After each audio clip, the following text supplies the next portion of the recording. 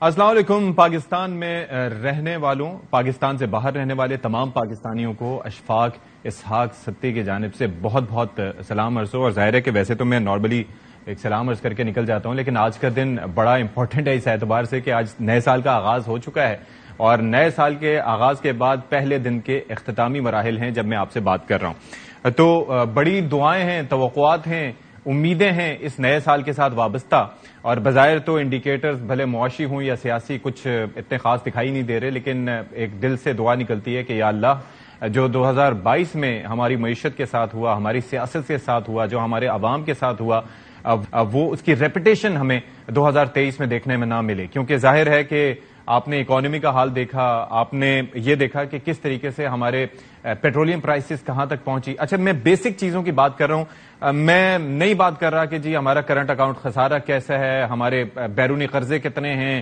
ہمیں ہماری پیمنٹس کا کرائسس کیا ہے، ہمیں کس طریقے سے کس ملک کے کتنے پیسے ادا کرنے ہیں، آئی ایم ایف کی شرائط لگنی ہیں تو اس کے عوض ہمیں کیا کچھ کرنا ہوگا، اس پہ میں بات نہیں کر رہا۔ میں بیسک بات کر رہا ہوں کہ غریب کس حد تک سفر کر رہا ہے، اور ظاہر ہے کہ ان سارے اقدامات کے نتیجے میں جو کچھ ہوا ہے، آج حال یہ ہے کہ 1 لیٹر دودھ بھی آپ لینے کے لیے جاتے ہیں تو 230-240 روپے کا آپ کو وہ مل رہا ہے۔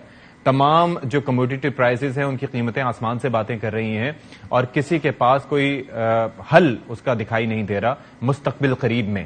کیا انتخابات اس سارے معاملے کا، ان سارے مسائل کا حل ہو سکتے ہیں؟ اور کیا انتخابات کے نتیجے میں بننے والی حکومت کیا اس معیشت کی ڈوبتی ہوئی کشتی کو منجھار سے نکال پائے گی؟ یہ دیکھنا ابھی باقی ہے، لیکن ظاہر ہے وی آر آل ہوپ فل۔ سیاسی اعتبار سے اگر بات کریں تو سوال یہ بنتا ہے کہ کیا یہ الیکشن ایئر ثابت ہوگا؟ بظاہر تو یہ لگتا ہے کہ ہونا چاہیے ایسا، کیونکہ خان صاحب اس میں مہینوں کا تھوڑا سا مہینوں کے معاملات پہ تضادات ہیں۔ خان صاحب کہتے ہیں کہ مارچ اپریل میں الیکشنز ہو جانے چاہیے، باقی پی ڈی ایم کی جماعتیں، کچھ لوگ کہتے ہیں کہ جی اکتوبر میں ہونے چاہیے، کچھ کہتے ہیں جولائی اگست میں ہونے چاہیے، لیکن کچھ ٹیکنوکریٹ سیٹ اپ کی کچھ بازگشت بھی آ رہی ہے، وہ کہتے ہیں کہ جی یہ سال ہو ہی نہ تو کیا ہی بات ہے۔ تو لیٹس سی کہ کیا ہوتا ہے۔ عمران خان صاحب نے آج بھی گفتگو کی، سال 2023 کے پہلے دن انہوں نے گفتگو کی، اور ایک بار پھر انہوں نے کہا کہ جی ہر گزرتے دن کے ساتھ ان کے اوپر کیسز بنائے جا رہے ہیں، ہر دن کوئی نیا کیس سامنے آ جاتا ہے۔ تو کیا انہوں نے کہا وہ آپ کو ذرا دکھاتے ہیں۔ میرے اوپر ہر دوسرے دن کوئی نیا کیس آ جاتا ہے، کبھی ڈسکوالیفائی کریں گے، کبھی اس کو نکال لیں گے، کبھی جیل میں ڈالیں گے۔ تو کیا ہم ملک چھوڑ کے تو نہیں باہر بھاگے؟ میں تو یہیں کھڑے ہو کے اس کا مقابلہ کروں گا، جان کو خطرہ ہے لیکن میں یہیں مقابلہ کروں گا۔ تو آپ نے سن لیا کہ خان صاحب تو کہہ رہے ہیں کہ میں تو یہیں رہ کے اس کا مقابلہ کروں گا، لیکن یہ اچانک کیوں ہو رہا ہے یہ سارا کچھ؟ آپ کو یاد ہوگا احسن اقبال صاحب نے بھی ایک سٹیٹمنٹ دیا تھا کہ جو ہی اسمبلی تحلیل کریں گے تو ان کو وہ پروٹیکشن نہیں رہے گی اور پھر ان کے کیسز کھل جائیں گے۔ تو کیا اسمبلیوں کی تحلیل کا پروٹیکشن سے کوئی تعلق ہوتا ہے؟ لیکن بہرحال اس متعلق باتیں تھیں۔ ایاز صادق صاحب بھی گرفتاری سے متعلق اور کیسز سے متعلق بات کر چکے ہیں، کیا کہا انہوں نے، آپ کو سنواتے ہیں۔ تمہارے خلاف دائرہ تنگ ہوتا جا رہا ہے، تم کیسز بھگتنے کی تیاری کرو۔ اب ایک لائن لگی ہے وعدہ معاف گواہوں کی، ان کی بچی کا کیس اسلام آباد ہائی کورٹ میں چل رہا ہے، چند دنوں میں فیصلہ آنے والا ہے۔ اب تمہارے احتساب کا وقت آ گیا۔ اچھا، الیکشن سے متعلق ایاز صادق صاحب نے کیا موقف دیا؟ ظاہر ہے کہ الیکشنز کے حوالے سے کافی سوال اٹھ رہے ہیں، تو کیا کہا وہ پہلے آپ کو دکھاتے ہیں۔ الیکشن 2018 میں جب ٹرم پوری ہوگی اس کے بعد الیکشن ہوگا، کوئی الیکشن جلدی نہیں ہونے لگا۔ تمہاری خواہش پوری نہیں ہوگی۔ اچھا، army chief general Asim Munir, ظاہر ہے کہ جو ہم اوور آل ملک کی صورتحال دیکھتے ہیں تو اس کے اندر بھلے آپ پولیٹیکل رہیں، لیکن جو حالات ہیں، جو صورتحال ہے، اس پہ آپ کو درد ضرور ہوتا ہے، اس پہ دکھ ضرور ہوتا ہے۔ تو انہوں نے یہ بھی کہا کہ ملک ایک نازک دور سے گزر رہا ہے، نازک موڑ سے گزر رہا ہے، اور تمام فریقین کے درمیان قومی اتفاق رائے کی ضرورت ہے۔ اسد عمر صاحب نے بیک مذاکرات سے متعلق آج اہم بیان دیا ہے، تو وہ بھی ذرا شامل کرتے ہیں، پھر اس کے بعد جو ہمارے مہمانان ہوں گے ان کا آپ سے تعارف بھی کروائیں گے اور ان کی جانب جائیں گے۔ کیا کوئی بیک چینل ہے، کوئی مذاکرات ہو رہے نہیں ہو رہے؟ جو کوشش کی تھی وہ صدر پاکستان نے کی تھی، انہوں نے پوری کوشش کی ہے، حکومت کے ساتھ بھی بات کی ہے، تحریک انصاف کے ساتھ بھی بات کی ہے، اسٹیبلشمنٹ کے ساتھ بھی بات کی ہے، کوئی خاطر خواہ کامیابی ابھی تک حاصل نہیں ہوئی۔ آل رائٹ جی، کوئی خاطر خواہ کامیابی حاصل نہیں ہوئی. اب وداؤٹ ویسٹنگ اینی ٹائم میں ذرا مہمانوں کا تعارف آپ سے کروائے دیتا ہوں. علی نواز اعوان صاحب ہمارے ساتھ موجود ہوں گے، پاکستان تحریک انصاف کے رہنما ہیں. ویلکم ٹو دا شو سر. سسی پلیجو صاحبہ رہنما ہے پاکستان پیپلز پارٹی کی، آپ کا بھی بہت شکریہ، آپ نے ہمارے لیے وقت نکالا. اور عامر ضیاء صاحب نہایت سینئر تجزیہ کار ہیں، آپ تینوں کا بہت شکریہ ہمارے پروگرام کے لیے وقت نکالنے کے لیے. اور آپ تینوں کو سال نو بہت مبارک ہو. ویسے میں یہ سمجھنے سے اس وقت قاصر ہوں کہ یہ سال نو کی مبارکباد دینا بنتا بھی ہے کہ نہیں بنتا، جو ہمارے ملک کی اس وقت صورتحال ہے. تو علی نواز اعوان صاحب سر فرمائیے گا کہ آج اگر ہم سال نو کے آغاز کی بات کرتے ہیں اور اس کے اندر ابھی بھی ہم دیکھ رہے ہیں کہ صرف دن چینج ہوا ہے، باقی تو کچھ تبدیلی نظر نہیں آ رہی. آپ کو کچھ نظر آیا تبدیل ہوتا ہوا؟ میرے خیال آپ کراچی بیٹھ کے شو کرتے ہیں. میرے تو کراچی والوں کو تو شاید ماضی ریپیٹ کرایا جا رہا ہے. کراچی کے اندر تو تبدیلی کی تو دور دور کی کوئی شنوائی نہیں ہے. جس طرح آپ کو دیکھا کہ ایک دوسرے کو جو دیکھنا پسند نہیں کرتے تھے، جن کی وجہ سے ایم کیو ایم ٹوٹ گئی، فاروق ستار کو نکال دیا گیا، وہ گورنر لگ گئے اور اس گورنر صاحب نے ان تینوں کو دوبارہ بٹھا دیا. یہ تو مطلب میں تو آپ جو کہہ رہا ہوں کہ تبدیلی کے نظر کیا. اچھا لیکن میں یہاں پر بیٹھا ہوں، لیکن میری روٹس وہیں پہ ہیں جہاں پر اس وقت آپ بیٹھے ہیں. اور دوسرا یہ ہے کہ سیاست میں یہی کچھ تو ہوتا ہے. علی نواز بھائی آپ یہ دیکھیں کہ پنجاب کے ڈاکو اعلیٰ جس کو آپ کہا کرتے تھے، آج وہی آپ کے ساتھ مل کے ڈاکوؤں اور چوروں کے خلاف بظاہر ایک آپ کے ساتھ محاذ پر ڈٹے ہوئے ہیں. تو یہ تو سیاست سمجھ آتی ہے. سیاست ہو تو سیاست سمجھ آتی ہے. پر اگر کسی یونیورسٹی میں سبجیکٹ رکھ کے اس کے اوپر آپریشن کرنا شروع کر دیا جائے اور اس کے بعد کہا جائے یہ آپریشن غلط ہوا تھا، اور اس کے بعد اس آپریشن کی جو روٹ کاز ہے اسے ختم کر کے اس کو دوبارہ انٹیکٹ کر دیا جائے، تو وہ تو سیاست نہیں ہے نا. سیاست تو آرگینک ہوتی ہے. آپ آرگینکلی بہت ساری پارٹیز آپس میں ملتی ہیں، بہت سارے بیانات دیتی ہیں ایک دوسرے کے بارے میں، بٹ گراؤنڈ ریالٹی کے اوپر جا کے وہ الیکشن الائنس کے اندر چلی جاتی ہیں. یہ ضم ہونے والی چیز تو ہم نے پہلی دفعہ دیکھی ہے. خیر جو بات آپ کر رہے ہیں، نیا سال ہے، اللہ کرے پاکستان کے اندر اصلاح کا پہلو آئے، جو فیصلہ ساز ہیں وہ اصلاح کی طرف جائیں. پاکستان کو جو مسائل ہیں اس وقت اکانومی کا، جو آپ نے اپنے انٹرو میں بھی کہا، بہت بڑا مسئلہ ہے. اس کے بعد جو فیصلہ ساز کون ہے؟ آپ لوگ ہیں فیصلہ ساز؟ جو اقتدار میں بیٹھے ہیں وہ لوگ ہیں فیصلہ ساز یا کوئی اور ہے فیصلہ ساز؟ دیکھیں نا، یہ تو پھر ہم آپس میں مطلب آپ کو پتا ہے فیصلہ ساز کون ہے. جب آپ کی گورنمنٹ یہ کہتی ہے، جو سٹنگ گورنمنٹ ہے وہ یہ کہتی ہے ہمیں ڈرایا گیا، ہمیں دھمکایا گیا، ہمیں ڈنڈا دکھایا گیا، ہمیں کہا گیا ایک تقرری ہو جائے گی، ہمیں کہا گیا کہ آپ سارے نااہل ہو جائیں گے، تو ہم نے ڈر کے حکومت میں آ گئے. تو یہ تو وہ ہے نا جو اس وقت اقتدار کے اندر ہے، وہ یہ کہہ رہے ہیں. میں اور آپ تو یہ بات ہی نہیں کر رہے ہیں. اچھا. اور دیکھیں پاکستان کی جو گراؤنڈ ریالٹی ہے 70 سال کی، اگر آپ دیکھیں تو پاکستان میں فیصلے تو کوئی اور کرتا ہے نا. پاکستان میں جو فیصلے ہوتے ہیں وہ آپ کے سامنے. مجھے بتائیں یہ جہاد فی سبیل اللہ کا فیصلہ کیا پاکستان کے سیاستدانوں نے کیا تھا؟ کیا 9/11 کے اندر جانے کا فیصلہ پاکستان کے سیاستدانوں نے کیا تھا؟ کیا فوجی اڈے دینے کا فیصلہ پاکستان کے سیاستدانوں نے کیا تھا؟ کیا پاکستان کے اندر ڈرون اٹیکس ہوں گے اس کا فیصلہ پاکستانیوں نے کیا تھا؟ ریمنڈ ڈیوس واپس جائے گا کیا فیصلہ پاکستانیوں نے کیا تھا؟ یہ سیاستدانوں نے کیا تھا؟ کیا ایم ایل کانسی کو واپس تائید تو آبویسلی شامل تھی نا. یہ خیر بہت سی ایسی چیزیں ہیں، یہ بہت سی ایسی چیزیں اصل میں ہماری میموری تھوڑی سی کمزور ہوتی ہے اس معاملے میں. حوالے کیا جائے گا. کیا یہ فیصلہ سیاستدانوں نے کیا تھا؟ کیا یہ فیصلہ پاکستانیوں نے کیا تھا کہ پاکستان جب ٹرانسفر آف پاور ہونی تھی اور جو میجورٹی پارٹی تھی اس کے ٹرانسفر آف پاور نہیں دی گئی اور ایک مینورٹی پارٹی کو دے دی اور پاکستان 2 لخت ہو گیا؟ کیا یہ فیصلہ پاکستان کے سیاستدانوں نے کیا تھا؟ سینٹو منٹو کے اندر جانے کا فیصلہ کیا پاکستان کے سیاستدانوں نے کیا تھا؟ پاکستانیوں نے جو علی بھائی معاملہ یہ ہے کہ یہ بظاہر آپ کافی لسٹ بتا سکتے ہیں، لیکن آپ کسی بھی فیصلے سے سیاستدانوں کی تائید کو ختم نہیں کر سکتے کہ جی وہاں پر سیاستدانوں کی تائید حاصل نہیں تھی کسی بھی وجہ سے، بھلے وہ کسی پریشر کی وجہ سے یا کسی اور وجہ سے اس وقت کمپرومائز کیا گیا تھا جس کا نتیجہ آج بھگت رہے ہیں. سسی پلیجو صاحبہ آپ کو کیا لگتا ہے کہ واقعی جو حالات بیان کر رہے ہیں علی نواز اعوان صاحب، کیا ایکویشن ایسی ہے؟ کسی ڈر سے آپ لوگ حکومت میں آ گئے تھے، کسی ڈنڈے کے زور سے، کسی تعیناتی کی وجہ سے ایسا ہی ہوا تھا؟ بہت شکریہ. سب سے پہلے تو میں سال نو کی مبارکباد دیتی ہوں اور اللہ کرے، ہماری دعا ہے کہ پاکستان اور ہماری پاکستانی قوم جو ہے وہ سارے چیلنجز سے باہر نکل کر ہر طرح سے کامیاب ہو، ہر طرح سے وہ کامران ہو.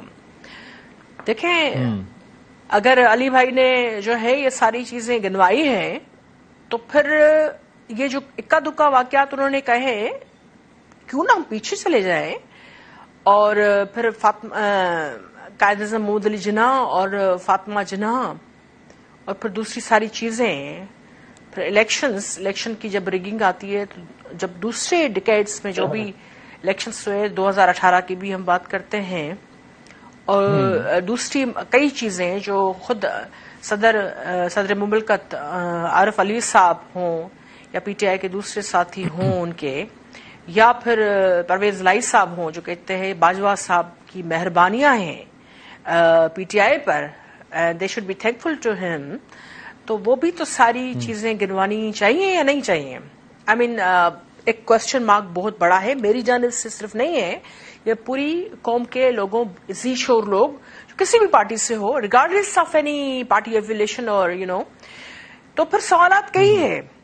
پھر تو میرے جیسی ایک شہری بھی سوالات کر سکتی ہے کہ ہمارے بچپن میں ہمارے والدین کو، نہ صرف والد صاحب کو، والدہ کو بھی سکھر جیل اور حیدرآباد کے کڑے جیلوں میں، یا محترمہ بینظیر بھٹو صاحبہ کو، نہتی لڑکی کو انہوں نے جو جنگ کی جدوجہد کی پیسفل، یا بھٹو صاحب کو جس طریقے سے وہ سب سہنی پڑی چیزیں، تو پھر کوشچن مارکس اور سوالات اور ہسٹری بیک گراؤنڈ بہت سارے ہیں. تو کیا عمران خان صاحب جب آئے تھے پاور میں تو کیا انہوں نے ان چیزوں کو انڈو، تو ٹھیک ہے وہ سم ہاؤ میں بھی ہی کوڈنٹ ڈو دیٹ، لیکن کیا ان پر کوشچن مارکس وہ انہوں نے بھی ریز کیے یا نہیں؟ کیا پارلیمنٹ کی سپریمیسی کے لیے انہوں نے بھی وہ ساری چیزیں اور سارے جو روایتی نہیں اسٹیٹس کو کے پیچھے سب کوئی بھاگتا ہے، ابھی وہ کہہ رہے ہیں کہ مجھ سے یہ غلطیاں ہو گئی یا وہ ہو گئی، ان کا بھی رائٹ ہے سیاست کرنے کا، پی ٹی آئی کا بالکل ہے. یہ فیلڈ سب کے لیے اوپن ہونے چاہیے. یہی تو جنگ ہے، یہی تو آپ اور ہم بات کرتے ہیں کہ نیوٹرل نظام ہونا چاہیے حقیقی معنوں میں، جہاں سب کو کہنے کی، سننے کی ایک جو ٹالرنس لیول اور جو ہم آئنگی ہے جس کی بات جناح نے کی تھی، اور سیاست میں وہ پیس اور وہ جو برداشت کا وہ عنصر ہے، اور وہ جو اتنے سیاسی قتل ہوئے اور ابھی تک ہر قتل کے پیچھے کوشچن مارک ہے، بھٹو صاحب سے لے کے کئی انگنت، پھر جنرل ضیاء کی تو کیا کہنے، پھر اور ایوب کی مارشل آئے، پھر پرویز مشرف کی مارشل آئے، جیسے ہم اور آپ جیسے بھی لوگ سلاخوں کے پیچھے رہے ہیں، صرف عمران خان صاحب نہیں رہے ہیں. تو یہ ہسٹری دور تک جاتی ہے، اگر اس کو انڈو نہیں نہ صحیح تو کچھ تو اس پر پیش رفت ہونی چاہیے تھی جو عمران خان صاحب کر سکتے تھے. اس کی شروعات وہ اپنے الیکشن کی پروسیجر سے کر سکتے تھے. میں بھی ٹھیک ہے. اچھا عامر ضیاء صاحب، سر آپ کیا نقطہ نظر دیں گے؟ یہ جو سال گزرا، یہ بڑا ہم نے دیکھا کہ بہت ہی تباہ حال اس کے اندر صورتحال رہی، اور ظاہر ہے کہ وہ بیان کرنے سے قاصر ہیں، لیکن ہر صورتحال میں ہوتا یہ ہے کہ جو شخص چلا جاتا ہے اس کے اوپر ملبہ ڈالنا بہت آسان ہوتا ہے، اور آپس میں ظاہر ہے کہ اگر ہم کریکشن کی جب بات کرتے ہیں تو اس کے اندر بھی ایک دوسرے کی طرف دیکھتے ہیں اور اس وقت کہہ دیا جاتا ہے کہ وہ کوئی اور تھا. تو یہ do you think it is the easiest thing to do? Correction بھی ہم نے ہی کرنی ہے نا، یا سیاستدانوں نے ہی کرنی ہے؟ کوئی باہر سے آ کے کرے گا؟ ظاہر جو کہتے ہیں نا کہ سیلف کریکشن جو ہے، کورس کریکشن جو ہے، وہ ظاہر ہے کہ یہیں کے لوگوں نے کرنی ہے، پاکستانیوں نے کرنی ہے، اور تو کوئی باہر سے آ کے نہیں کر سکتا. میں یہ عرض کروں کہ وہ جو سال نو تو شروع ہو گیا، لیکن ہم کہتے ہیں پرانے دکھوں کے ساتھ اس سال میں داخل ہوئے ہیں، اور ہمیں یہ سمجھنا چاہیے کہ سال 2022 جب ختم ہوا تھا تو اس وقت ہم اپنے کہتے ہیں نا کہ کلائمیکس پہ تھے. کس چیز کے کلائمیکس پہ تھے؟ کہ جی آپ کی معیشت کی زبوں حالی کے کلائمیکس پہ تھے، پولیٹیکل انسٹیبلٹی کے جو آپ کو کہتے ہیں نا عدم استحکام جو ہے اس کے کلائمیکس پہ تھے. ہم اس کے ساتھ جو ہے پہلا دن میں جو ہے 2023 کے اس کلائمیکس میں داخل ہوئے. 2021 اس طرح شروع نہیں ہوا تھا، 2020 ایسا شروع نہیں ہوا تھا. کیونکہ میں سمجھتا ہوں کہ پاکستان کی اگر آپ ماضی قریب کی پوری دیکھیں، وہ دیکھیں، تاریخ دیکھیں، تو اتنا برا دور جو ہے پاکستان پہ، اتنا غیر یقینی صورتحال کا دور کبھی نہیں آیا. کیونکہ معاشی چیلنج اس بار اتنا بڑا ہے کہ اس کی تاریخ میں آپ کو نظیر نہیں ملتی. اور بدقسمتی سے کہ جو ڈار اکنامکس ہے، اسحاق ڈار صاحب جو کہ بڑے اس سے کہتے ہیں زوم سے اترے تھے ایئر فورس 1 کے طیارے سے، کہ روپے کو جو ہے ڈالر کو 200 روپے پہ لے کر آ جائیں گے، تو ان کی فجنگ سے، ان کی اکاؤنٹیبلٹی کی جو ٹیکنیک سے، اس سے ملک ظاہر ہے کہ سر سوال میرا یہی ہے، چلیں ایک سپلیمنٹری کوشچن اسی میں کر دیتا ہوں کہ مفتاح اسماعیل صاحب کو ہٹا کے ڈار صاحب کو لانے کا فائدہ کیا ہوا؟ اس ساری تگ و دو کا کیا فائدہ ہوا؟ نہیں دیکھیں، ضرب حاصل جو ہے وہ صفر ہے نا. جو آپ کہتے ہیں کہ سیاست میں یا معیشت کے میدان میں پیسے جو ہوتے ہیں وہ اس چیز کے نہیں ہوتے کہ آپ نے کوشش کتنی کی، اصل چیز ہوتی ہے کہ نتیجہ کیا نکلا. اگر نتیجہ آپ کا منفی نکل رہا ہے تو آپ کا سفر آئے گا کیا؟ اب انہوں نے جس طرح سے مطلب ڈار صاحب نے جو کہتے ہیں نا، بعض لوگ جو ان کے نقاد ہیں وہ کہتے ہیں جی بطور اکنامک ہٹ مین کے پاکستان پہ نازل ہوئے ہیں یہ، اور انہوں نے پہلے اس حکومت نے پہلے 8 ماہ ضائع کر دیے. ان کی وجہ سے جو آئی ایم ایف کا پروگرام ڈار صاحب کی وجہ سے جو بڑی مشکل سے مفتاح لے کر آئے تھے نیم دلانہ طریقے سے، اس کو بھی ڈیریل کر دیا. پاکستان کے پاس 2 چوائسز ہیں، یا تو آئی ایم ایف کے پروگرام پہ عمل کرے یا ڈیفالٹ کر جائے. اچھا دونوں میں تکلیف بہت ہوگی، لیکن ڈیفالٹ کی تکلیف زیادہ ہوگی آئی ایم ایف پروگرام پر عمل درآمد کرنے کے مقابلے میں. تو جب تک یہ چیز کلیئر نہیں ہوگی، لیکن ظاہر ہے کہ اس وقت یہ لوگ جو ہے اپنی سیاست بچا رہے ہیں اور ریاست کو نہیں بچا رہے، پاکستان کو نہیں بچا رہے. ان کے جتنے فیصلے ہیں وہ بڑے سیلف سرونگ قسم کے فیصلے ہیں، اور اس میں مطلب ہے کہ آپ دیکھیں کہ اس میں آپ کو کوئی سمت نظر نہیں آتی، کیونکہ اسحاق ڈار جو ہیں بالکل اس کے اندر یہ بڑا انٹرسٹنگ پوائنٹ ہے کہ وہ اپنی سیاست بچا رہے ہیں، لیکن کیا واقعتاً سیاست بنی؟ کیونکہ ایک جو کچھ بھی وہ کر رہے ہیں اس کی سیاسی قیمت بھی ادا کرنی ہوتی ہے، اور ظاہر ہے کہ الیکشنز میں آپ کو منتخب کر کے تو عوام ہی اسمبلیوں تک پہنچاتے ہیں. تو عوام جب خوش نہیں ہے تو وہ کیسے آپ کا چناؤ دوبارہ کریں گے؟ تو کیسے سیاست بچا رہے ہیں، اس پر ہم بات کریں گے ایک بریک کے بعد.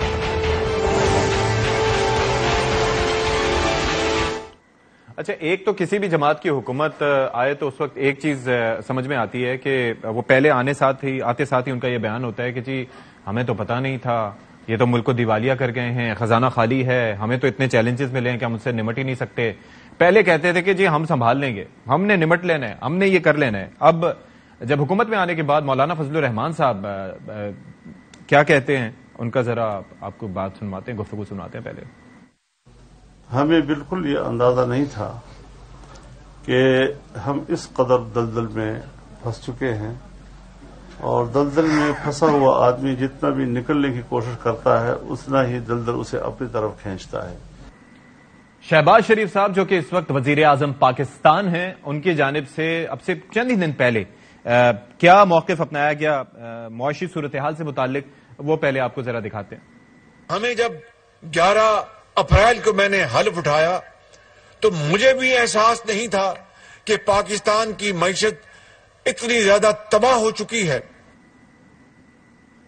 اچھا یہ تو آپ دیکھ لیجئے کہ یہ انہوں نے کہا، لیکن 23 مارچ 2022 کو یعنی کہ 11 اپریل سے بھی ذرا پہلے جب انہیں آثار نظر آ رہے تھے کہ اب عدم اعتماد کے نتیجے میں خان صاحب کی حکومت چلی جائے گی، اس وقت انہوں نے کیا موقف دیا تھا وہ بھی ذرا دیکھ لیجئے. تو آپ کہہ رہے ہیں آپ کے پاس اسٹریٹجی ہے کہ قیمتیں نیچے آئیں گی؟ جی ایبسولوٹلی، ہمیں اس کا علم ہے، اللہ تعالیٰ کے فضل و کرم سے ٹیم بھی ہے، تجربہ بھی ہے کس طرح مہنگائی کو، اس کے ناسور کو کنٹرول. ٹیم بھی ہے، تجربہ بھی ہے، ناسور جو ہے اس کو کنٹرول کر لیں گے، لیکن ایسا ہوا نہیں. تو قول و فعل میں آپ کو تضاد دکھائی دے رہا ہے. اس کے ساتھ ساتھ اسد عمر صاحب نے اب پہلے پیپلز پارٹی کی جانب سے ایک لانگ مارچ کیا گیا تھا، پھر یہ سارے نکلنا چاہتے تھے لانگ مارچ کے لیے مہنگائی کے خلاف. اب پی ٹی آئی یہ کرنے جا رہی ہے کہ جی مہنگائی کے خلاف باقاعدہ ملک کی تحریک چلائیں گے.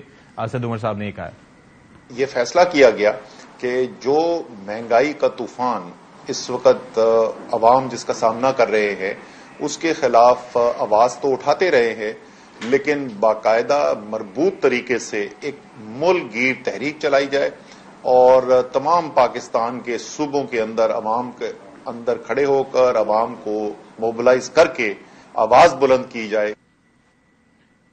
علی نواز حوان صاحب، یہ آپ سن رہے ہیں کہ کس طریقے سے ہم دیکھ رہے ہیں کہ قول و فعل میں تضاد ہے، کہ پہلے کہتے تھے کہ جی سب ٹھیک ہے ہم تو آ کے سنبھال لیں گے، بعد میں آپ کہہ رہے ہیں کہ یہ تو بڑا چیلنج تھا، ہمیں پتہ ہی نہیں تھا. تو یہ حکومت میں آنے سے پہلے یہ ریئلائزیشن نہیں ہوتی لوگوں کو، جماعتوں کو، کہ یہ کیا ہو رہا ہے اور کس جانب ہم جا رہے ہیں؟ یہ دیکھیے، مجھے تو آپ نے مولانا فضل الرحمان کا بیان سنایا تو مجھے تو یاد ہے جب پی ایم، کیونکہ مولانا فضل الرحمان نے پہلے خود لانگ مارچ کی، پھر وہ یہ پی ڈی ایم بنا کے آئے، پھر پی ڈی ایم توڑ کے آئے، تو آخری دن تو جو مولانا فضل الرحمان نے یہاں لانگ مارچ کی تھی اس کے اندر کھڑے ہو کے شہباز شریف صاحب نے تقریر کی تھی کہ ہم شبانہ روز محنت کریں گے، اپنے کپڑے بیچ دیں گے، اور ہمیں ساری چیزوں کا پتا ہے اور ہم پرانا پاکستان واپس لے کے آئیں گے. تو مجھے تو بالکل وہ پرانا پاکستان واپس لے کے آئے ہیں, ان کے کال اور فیل میں تو تضاد ہی کوئی نہیں ہے. پرانے پاکستان میں جو 2018 سے پہلے تھا اس کے اندر جو معیشت کے حال تھے, زیاد صاحب بیٹھے, اگر میں غلط کہہ رہا ہوں تو مجھے تصحیح کر دیجیے گا, جب ان کی حکومت گئی تھی پاکستان کے اوپر 20 ارب ڈالر کا کرنٹ اکاؤنٹ ڈیفیسٹ تھا. پاکستان کا جو ٹریڈ ڈیفیسٹ تھا وہ 64 ارب ڈالر تھا. پاکستان کی جو ریمیٹنس تھی وہ 18.5 ارب ڈالر پہ. جی مطلب شروع کے ایک سال میں آپ نے 10,000 ارب آپ نے بھی تو بڑھا دیا تھا. میں آپ کو بتا رہا ہوں, اگر میری بات پوری سن لیجیے گا, 18.5 ارب ڈالر آپ کی صرف ٹوٹل ریمیٹنس تھی. ایکسپورٹ آپ کی 10 سال سے اسٹیگننٹ تھی 25 ارب ڈالر کی. پاکستان کے اندر جو ایگریکلچر سیکٹر تھا میکسیمم 1.4% پہ گرو کیا تھا. ہم آئے, ہمارے کرونا بھی تھا, ہمارے ٹائم پہ 2 سال کرونا سپر سائیکل آیا, اور 3.25 سال بعد جب ہماری حکومت کی لاسٹ 2 ایئرز میں 5% اور 6% ہماری جی ڈی پی گروتھ تھی. کرونا سے پوری دنیا نے ہمیں اپریشیٹ کیا کہ آپ نے کرونا سے بھی اپنے ملک کی جان چھوڑی اور وی شیپ اکانومی کی ریکوری بھی کی آپ نے.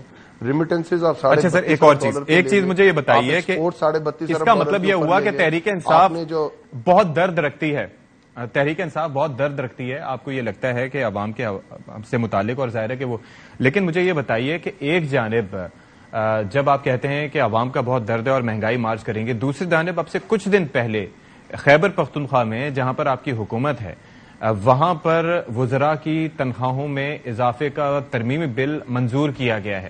ساتھ ہی ہیلی کاپٹر کے استعمال سے متعلق بھی ایک بل منظور کیا گیا, وہی ترمیمی بل, اور اس کے اندر باقاعدہ گورنر صاحب نے اعتراض بھی کیا تھا لیکن پھر بھی جو ہے وہ زبردستی وہ کروایا گیا. تو اس کی ضرورت کیا تھی؟ اگر معاشی حالات اتنے خراب تھے تو آپ کہتے کہ نہیں یہ نہیں ہونا چاہیے, خان صاحب کو تو نوٹس لینا چاہیے تھا اس پہ کہ عوام سے سک رہے ہیں, پریشان یہ نہ کرو. اچھا میں آپ کو بتا دیتا ہوں, ایک تو میں ایک بات پہلے, اگر میری پہلے والی کمپلیٹ ہو جاتی تو کے پی کے اوپر بھی آ جاتے اور اچیومنٹس پہ بھی آ جاتے ہیں اور اس طرح کی چیزوں کے اوپر بھی آ جاتے ہیں. سر وہ تو سٹیٹس موجود ہیں نا سارے, وہ سارے موجود ہیں. جی میں کب کہہ رہا ہوں فیکٹس موجود نہیں ہوں گے بھائی, فیکٹس تو یہ بھی نا 4.5 سال کے اندر نیشنل اسمبلی کے اندر کوئی تنخواہیں نہیں بڑھی. پنجاب اسمبلی کے اندر اپوزیشن جو ہماری گورنمنٹ تھی اور گورنمنٹ بینچز نے کوشش کی, دونوں نے مل کے تنخواہ بڑھانے کی کوشش کی, عمران خان صاحب نے انکار کر دیا. اور ابھی جو کے پی کے اندر بڑھی ہے, اگر اس کا نوٹیفیکیشن ہو گیا ہوا ہے تو خان صاحب اس کا نوٹس لے لیں گے, وہ واپس ہو جائے گی. It's not a big thing. اصل چیز یہ ہے کہ آپ دیکھیں مسئلہ کیا, اپوزیشن کے سامنے اگر کوئی روڈ میپ ہو کہ گورنمنٹ ان کے سامنے کوئی رکھے اگلے 8 مہینے کا روڈ میپ کہ ہم ان پالیسیز کے اوپر چلتے ہوئے پاکستان کو بہتر سمت کی طرف لے جائیں گے, تو ہم ان کے ساتھ بیٹھنے کو بھی تیار ہیں, ہم ان کے ساتھ کھڑے ہونے کو بھی تیار ہیں. اور یہ اس طرح کی بات نہیں کہ تحریک انصاف نے یہ پہلے نہیں کیا ہوا, تحریک انصاف نے ہمیشہ کیا ہوا. اسحاق ڈار صاحب نے کیش وڈرال کے اوپر 0.06% ٹیکس لگا دیا تھا. اسد عمر صاحب اسمبلی میں کھڑے ہوئے تھے اور انہوں نے کہا تھا یہ ڈاکومنٹیشن آف اکانومی کے لیے بہت بہتر ہے, پر اسے 0.06 سے کم کر کے 0.03% کر دیں. اور وہ یمن فوج کے اوپر جو مسئلہ آیا تھا, ہم دھرنا ختم کر کے اسمبلی کے اندر گئے تھے اور میں اس وقت کی گورنمنٹ کا ہم نے ساتھ دیا تھا کہ یمن کے اندر فوج نہیں جانی چاہیے پاکستان. اے پی ایس ہوا تھا تو ہم لوگ گورنمنٹ کے ساتھ کھڑے ہوئے تھے. الیکٹرل ریفارمز ہوا تھا تو ہم اس کا حصہ. اصل یہ چیز ہے کہ آپ کے پاس کوئی روڈ میپ ہے, اگر روڈ میپ نہیں تو پاکستان کیسے آگے کی طرف بڑھے گا؟ آپ صرف اگر اس کی بھی دیکھیں, اور اس کی ریزننگ کیا ہے کہ ان 8.5 مہینے میں اسمبلی ان کے پاس ہے, ہم اسمبلی میں موجود نہیں ہے. جتنی لیجسلیشن ہوئی اس میں ایک لیجسلیشن نکال دے جو مفاد عامہ کے لیے ہوئی. اگر لیجسلیشن ہوتی ہے تو 1100 ارب روپے کہ آپ کے تو بات یہی تھی نا کہ پھر آپ کو اسمبلی سے جانا نہیں چاہیے تھا, ورنہ آپ نے خود ہی ان کو رستہ فراہم کیا کہ وہ نیب قوانین میں بھی ترمیم کریں, سارا کچھ کریں. سچی پلیجو صاحب, ابھی علی نواز اعوان صاحب, سر مجھے سچی پلیجو صاحب سے تھوڑی بات کرنے سے پھر آپ کی جانب واپس آتا ہوں. سینٹ میں موجود ہیں تو کیا سینٹ میں بل پاس ہو رہے ہیں کہ نہیں ہو رہے؟ پر یہ تو بڑا لیم ایکسکیوز ہے نا, سچی صاحبہ سے بات کرنے دیتے پاس آن کرتے ہیں چیزوں کو. ٹھیک ہے, آئی گاٹ یور پوائنٹ سر. یہ سسی صاحبہ, یہ جو میثاق معیشت کے حوالے سے بات ہوتی ہے, اب ظاہر ہے کہ انہوں نے بھی ایک آرگومنٹ دیا ہے کہ یہ ہونا چاہیے کہ کوئی روڈ میپ دیں, کوئی پلان دیں. ظاہر ہے کہ آپ نے بھی, پیپلز پارٹی نے بھی جا کے عوام کو منہ دینا ہے, منہ دکھانا ہے. میں لٹرلی آپ کو بتا رہا ہوں کہ پریشانی اب تو مہنگائی روز کی بنیاد پہ عوام کو ہٹ کر رہی ہے. یعنی کہ میرے جیسا بندہ اگر باہر جا کے کوئی چیز خرید رہا ہے اور آپ کو ہر روز ڈفرینٹ ریٹس مل رہے ہیں تو وہ بڑا کنسرننگ ہوتا ہے, بڑا پریشان کن یہ صورتحال ہوتی ہے. تو ایک عام آدمی جس کی 20-25 ہزار 30 ہزار تنخواہ ہوگی وہ کیسے برداشت کرے گا؟ اور یہی لوگ آپ کے ووٹرز ہوں گے. تو کیا کوئی پلان ہے آپ کے پاس؟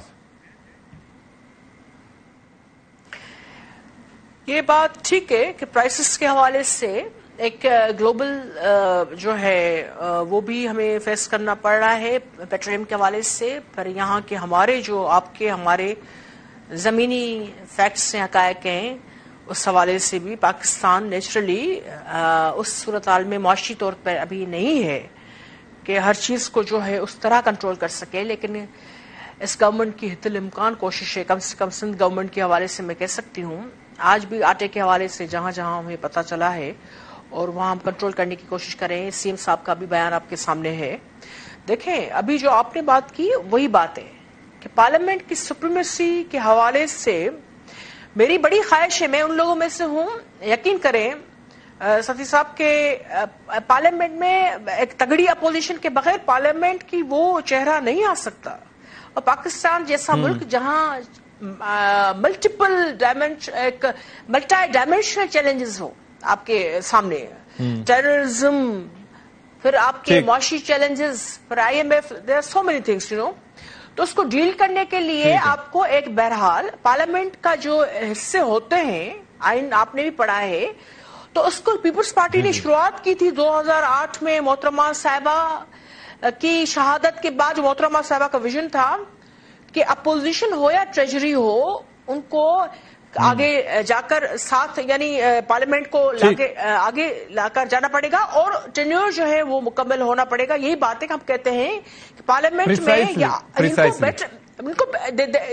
ان کو بیٹھنا چاہیے، ان کو ہونا چاہیے تھا، بالکل بیٹھنا چاہیے. اچھا عامر ضیاء صاحب، ہاں یہ ایک پارٹی ہے، ان کو بیٹھنا چاہیے تھا، بیٹھنا چاہیے تاکہ بیٹھ کے وہ مسائل بھی حل ہو سکیں. اور ظاہر ہے کہ اپنا کوئی کنفلکٹ آف انٹرسٹ ہے یا کوئی آپ کو بات کرنی ہے تو وہ بات آپ ایک پلیٹ فارم سے کر سکے. بہرحال ایک نقطہ نظر ہے.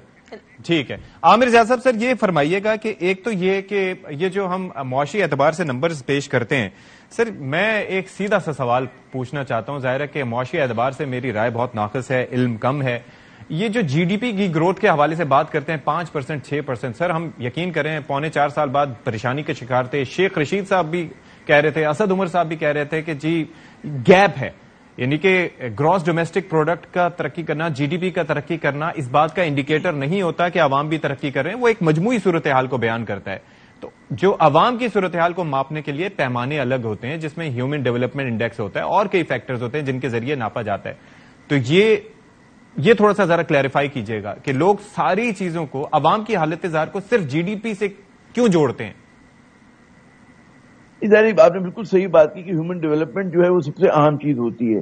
اچھا پاکستان کا جو ایک المیہ رہا ہے کہ جب بھی ہماری GDP گروتھ زیادہ ہوتا ہے تو ہماری معیشت اوور ہیٹ ہو جاتی ہے، اور اس کے نتیجے میں ہم لوگ جو ہے کرنٹ اکاؤنٹ ڈیفیسٹ کا شکار ہو جاتے ہیں. آپ پوچھیں گے کیوں؟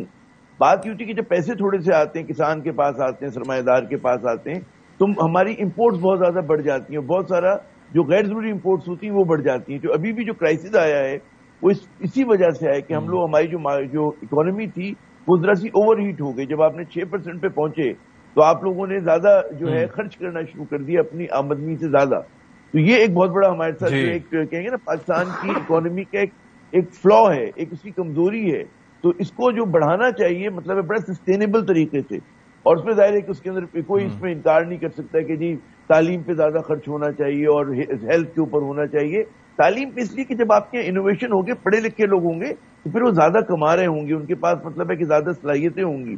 تو کوئی بھی اگر آپ کے پاس ہیومن اسکل پور ہے تو پھر آپ ترقی نہیں کر سکتے. تو ہمارا جو اصل وہ ہے، اور جبکہ ہم بات کرتے ہیں جی ہماری طاقت جو ہے وہ نوجوانوں میں ہے، مطلب ہے آپ کا جو بلک آف لوگ ہیں، تعداد ہے وہ 30% اینڈ بلو 30 ایئر اولڈ ہے نا، تو اس کے اوپر تو آپ کو زیادہ خرچ کرنا ہوگا. کہ آپ صرف یہی نہیں ہوتا کہ MA BA کرا رہے ہو، پولی ٹیکنیک کی آپ کے پاس ہونی چاہیے، سائنس ہو، طب ہو، ٹیکنیکل آپ کے پاس ہو چیزیں، اور ظاہر کاروبار کو فیسیلیٹیٹ کرنا چاہیے. تو ایک اچھی آخری بات میں کروں گا جو اس سے ایک پوائنٹ وہی کہ دیکھو اگر معیشت ٹھیک کرنی ہے نا، اس کا پہلی شرط ہوتی ہے دنیا بھر میں دو. ایک تو کہ سیاسی استحکام اور سینٹیمنٹ. سینٹیمنٹ کیا ہوتا ہے کہ لوگوں کو اعتماد ہو کہ جو لوگ معیشت چلا رہے ہیں. اب بدقسمتی یہ ہے کہ جو جن لوگوں کے ہاتھوں میں معیشت ہے، اسحاق ڈار صاحب ہیں، بڑا ٹینٹڈ فگر ہیں. آپ یہاں کے کراچی کے بزنس مین سے میں تو بات کرتا ہوں، روز میری بات ہوتی ہے کسی نہ کسی سے، تو ان کے اوپر شک و شبہات ہیں. ان کے اوپر یہ کہ جناب ان کی جو پوری سرمایہ کاری ہے، ان کا بزنس ہے، ان کی دھن دولت ہے، وہ تو ملک سے باہر ہے. پورے شریف خاندان کی بھی یہی ہے. لوگ یہ سمجھ رہے ہیں کہ کیونکہ سمدھی ہیں نواز شریف صاحب کے، اسی لیے مطلب مفتاح اگر بے شک صحیح کام بھی کر رہا ہو تو مفتاح کی جگہ نہیں بنتی پلئنگ 11 میں، اور اس کی جگہ کیونکہ وہ ان کے سمدھی ہیں تو انہی کو آنا ہے اور وہی پھر آ کے فیصلے کریں گے. ایک اور المیہ یہ کہ آپ ایک جملہ کہ یہ جو بلاول بھٹو صاحب پہ مجھے بڑا لگتا ہے کہ ذوالفقار علی بھٹو تو ایوب خان کے وزیر خارجہ تھے تو ان سر اٹھا کے چل سکتے تھے، ایوب خان قداور شخصیت تھے، لیکن شہباز شریف صاحب کے وزیر اعلیٰ وہ وزیر خزانہ وہ بن کے وزیر خارجہ بن کے آئی تھنک بلاول کے ساتھ بڑا ظلم کیا گیا ہے. وہ ایک مطلب نیٹ چین لیکن he has maintained his separate image. مطلب یہ کہ آپ دیکھ لیں کہ انہوں نے اپنے ایک سیپریٹ امیج رکھا ہے and he has defended Pakistan well. ایک بریک لیتے ہیں، بریک کے بعد آ کے اس پہ مزید بات کریں گے.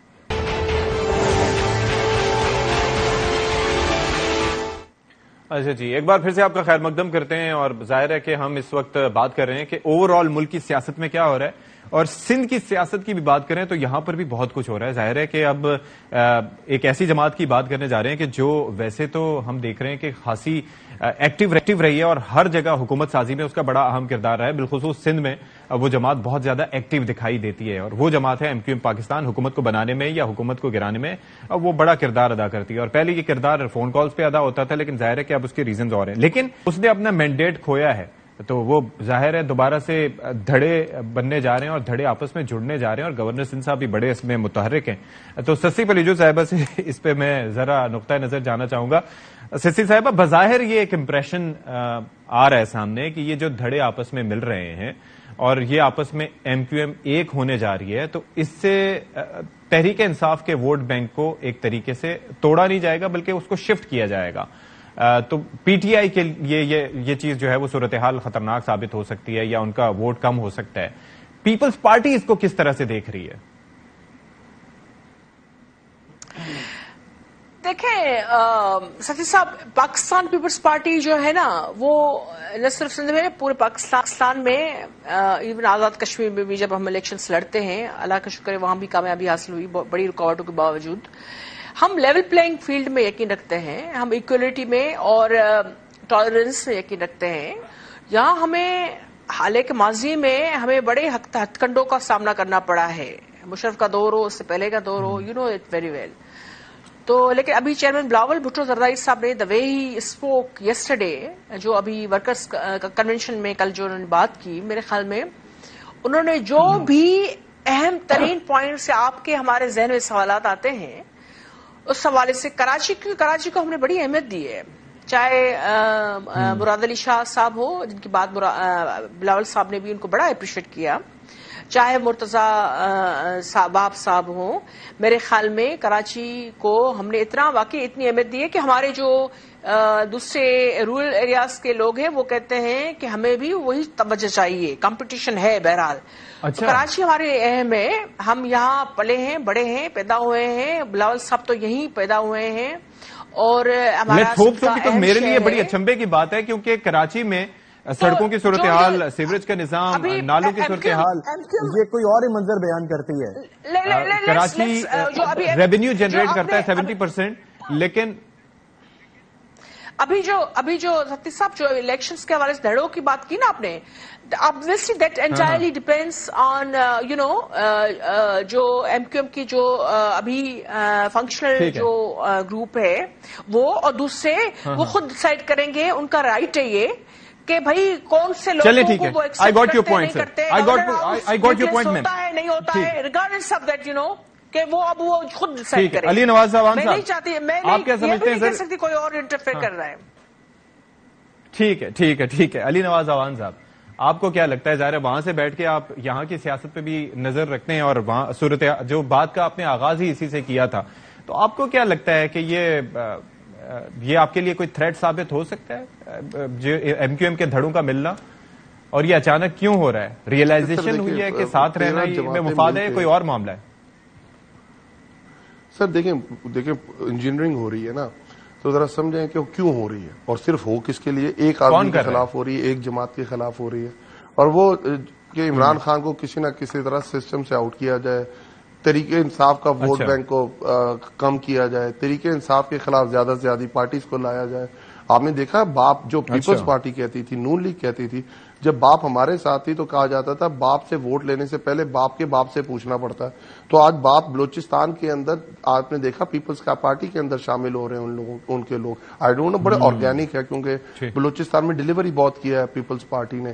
اور آپ کو یاد ہے ایک بھی MP نہیں تھا ان کا بلوچستان میں، تو ادھر نواز شریف کے دور کے اندر حکومت ٹاپل ہو گئی تھی اور زرداری صاحب نے کہا تھا میں نے کی ہے.